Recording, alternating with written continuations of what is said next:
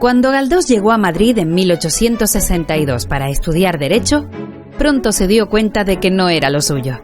Él prefería callejear por los barrios, plazas y rincones de la ciudad para conocer de primera mano lo que estaba sucediendo en la capital. Porque en aquella época Madrid era una ciudad vibrante y en ebullición que crecía y en la que se vivían sucesos convulsos como la noche de San Daniel, que tanto impactó a Galdós, fusilamientos, epidemias y con una vida política agitada que se debatía entre la monarquía y la república. En definitiva, era la ciudad donde se vivía la historia de España en tiempo real y la que él mismo nos relataría más tarde por episodios.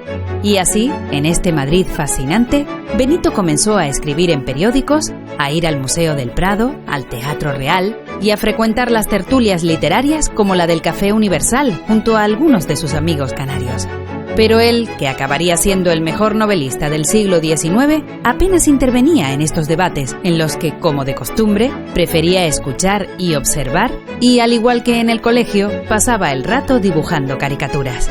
Porque Galdós fue siempre una persona tímida, observadora, reflexiva y con unas ganas inmensas de aprender.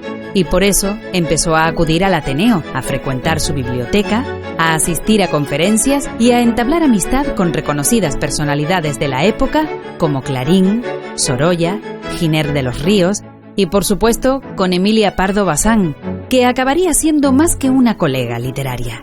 Pero él ansiaba siempre más, necesitaba mantener el contacto con la calle y mezclarse con las clases populares, a las que tan bien describió en sus libros. Los viajes también formaron parte esencial de su vida. Recorrió casi toda España, visitando también París, Londres, Frankfurt, Tánger, lugares donde tuvo grandes experiencias que marcarían su obra y su trayectoria. Y todas estas circunstancias le llevarían a convertirse en el gran escritor que todos conocemos. Pero esto lo veremos en el próximo vídeo.